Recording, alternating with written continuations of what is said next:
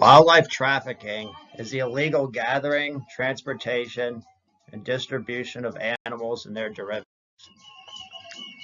It occurs internationally or domestically during trade and travel.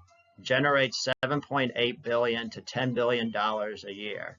It is the third most valuable illicit commerce behind drug and human trafficking.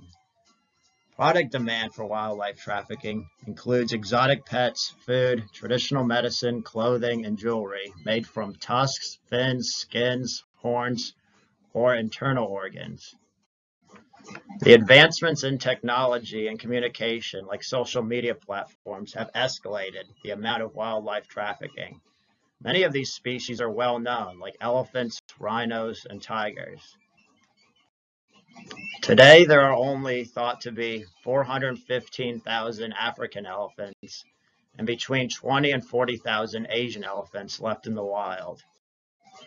Between 2010 and 2012, up to 33,000 elephants were poached and killed every year for their ivory. China is the largest importer of ivory. The United States is the second largest. There are 5 species of rhinos that exist in the world today and live in isolated pockets of Africa and Asia. Rhino horns have been used for centuries as ingredients for traditional Chinese medicine and as a status symbol for the wealthy. A rhino horn can fetch up to $60,000 per kilo. In the early 1900s, it is estimated that more than 100,000 tigers existed in the wild. Today, there are fewer than 3,200 left in the wild. Tiger bones are used as ingredients for traditional Chinese medicine, but in reality, they don't really cure anything. And demand is increasing. Tigers are also in demand as pets. In the U.S. alone, between 5,000 to 7,000 tigers are kept as pets. The most trafficked animal in the world is the pangolin, which is a scaly mammal that eats turkeys. In the last decade, over 1 million pangolins have been poached. Their use is for traditional Chinese medicine and ingredients for soup. Reptiles such as rare lizards and birds make up the largest share of smuggled wildlife. Exotic animals such as the caged monkeys and chained-up gibbon pictured above are desired for their rarity. And when they're featured in TV and film, it can also influence people to desire to have them as pets.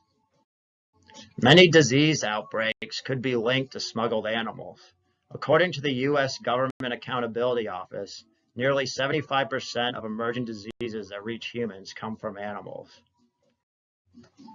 Terrorists and criminal organizations illicitly traffic in hundreds of millions of plants and animals, and it funds the purchase of their weapons and helps launder money from illicit sources.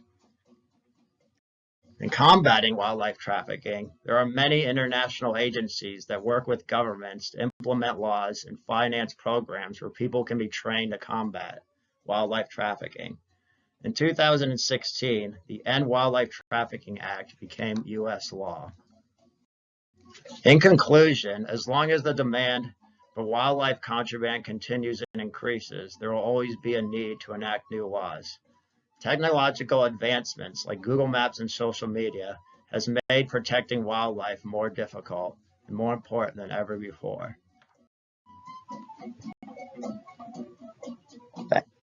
Thank you for watching.